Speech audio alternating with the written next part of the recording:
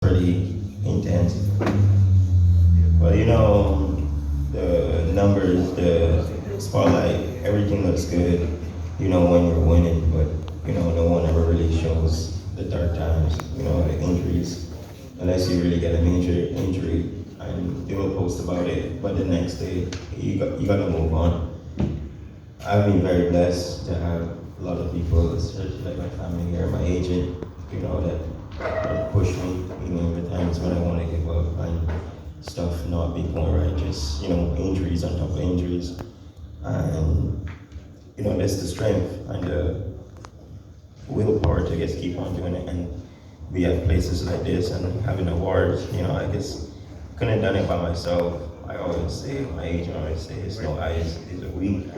Like I will say again, like me and my agent, we have a pretty good relationship, but then there's sometimes, no, say the relation's not that good, but we both make mistakes and we gotta get through it. And sometimes I don't communicate as well because I can't get my words brain across so well, but I try to make better decisions and, move forward. I am growing, no matter how old you is.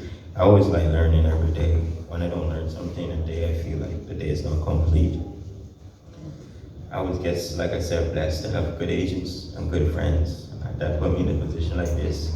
Thank you, Charmaine Sabrati, Mr. Anthony Sabrati, and her daughter Shay, to put this together. I just want to say that before I read my speech. Good evening, ladies and gentlemen. Distinguished members of Jamaica, the Red Horseman Foundation, honors guests, fellow horsemen, jockeys, trainers, owners, racing fans. It's truly an honor to be here today at Cayman's Park. A proud son of Barbados, standing before my Caribbean brothers and sisters. I feel deep sense of gratitude. Our islands may be separate waters, but we are united in our love of horse racing, our shared culture, our belief that work hard can be created opportunities that once seemed impossible. Just like me, once upon a time, opportunity seemed very impossible till I got my first opportunity. And then I remember it took me like 2 or 3 more years before I got my another biggest opportunity. But after that, all the rest was history. I continued getting opportunities. I was very blessed in 2021 off of my big 2-year injury. I didn't ride one single horse, 695 days back, to be blessed to go to Churchill Downs to ride with Mr. Paul Otis as a trainer when he was training his wife Nancy Otis. It did really push me after my injury. I had a lot of setbacks, and the first thing he told me, Churchill Downs is against the Emerald Downs, where I once dominated. And I guess when my biggest fear being a small-time jockey, never really wanted to go to the big circuits and, don't do something wrong, be the standout and do something dumb. That was my biggest fear I had to get over, that I'm just normal like those guys. Mr. Gary Stevens told me one day, Rocco, you put on your pants the same leg, the same time as the other jockeys, all different colors. And for that coming from Gary Stevens, that was such an opening me to walk in any jockey room I want to and just be myself. My agent has a hard job, having at least 5 or 6 condition books to keep me busy. But he knows when I'm not busy, I tend to stray like any other male individual. So, that's I guess a good thing to remember, you stay busy is less time you can get in trouble or mischievous activities. When I first dreamed of being a jockey, I did not come into a wealthy family or a privileged family. I come into a family with love that just pushed me to do my career. And it didn't start out like that. They didn't want me to be no part of horses besides my dad. My grandma, she probably had a heart attack the first ride I had. My mom is so quiet. She still is so quiet.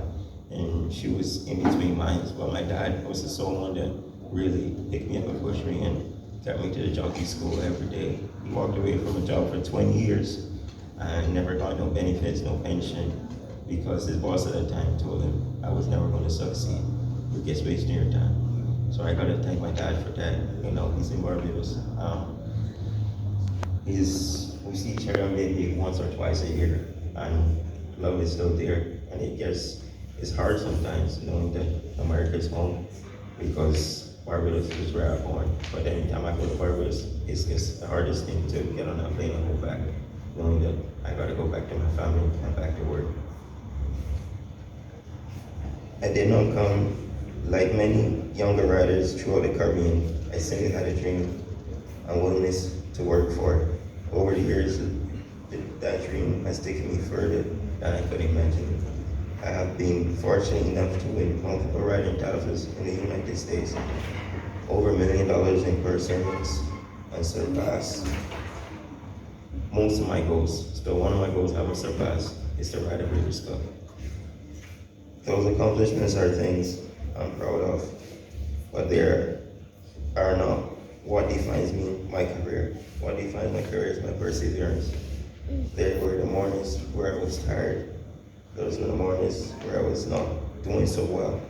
There were the mornings where after nights I had rough races, rough, tough judgment calls in races, rough, tough speeches from my boss, Tim Ham,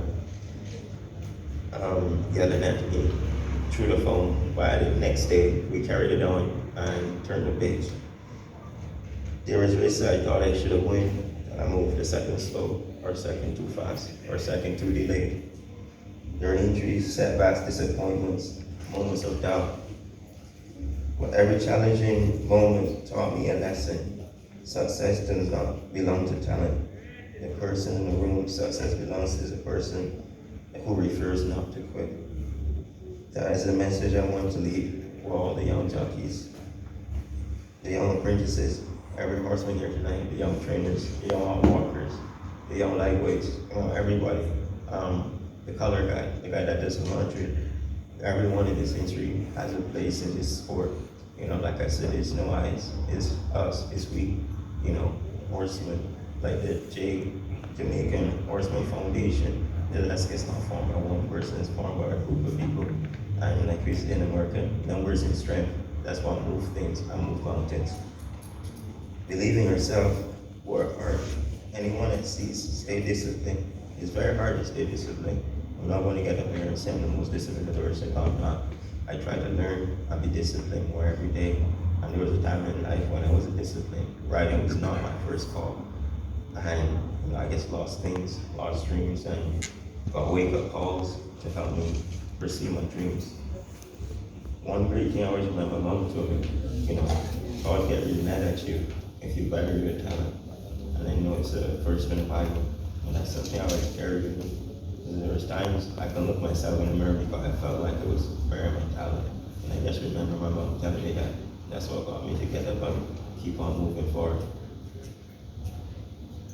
But confidence is built through preparation, even early in the morning. Every workout, every horse you ride, every sacrifice you make preparing for the opportunities that have not arrived yet.